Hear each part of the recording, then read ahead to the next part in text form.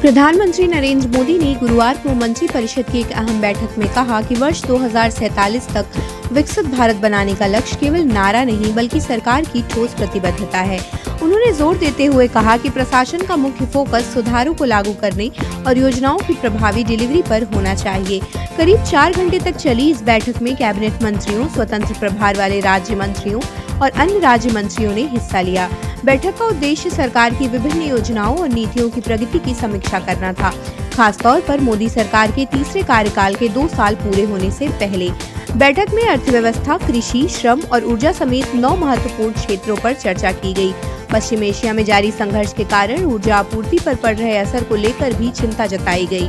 प्रधानमंत्री ने कहा कि हॉर्मुज़ जलडमरू मध्य में तनाव और तेल गैस की सप्लाई में रुकावट को देखते हुए भारत को बायोगैस और अन्य नवीकरणीय ऊर्जा स्रोतों जैसे विकल्पों पर तेजी से काम करना चाहिए।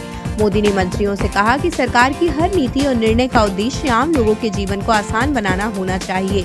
उन्होंने ईज ऑफ लिविंग यानी लोगों के जीवन में सुविधा बढ़ाने पर जोर दिया और कहा कि शासन व्यवस्था लोगों की रोजमर्रा की जिंदगी में अनावश्यक दखल न दे। प्रधानमंत्री ने ये भी कहा कि अब समय भविष्य की ओर देखने का है, न कि केवल पुराने कार्यों का बखान करने का।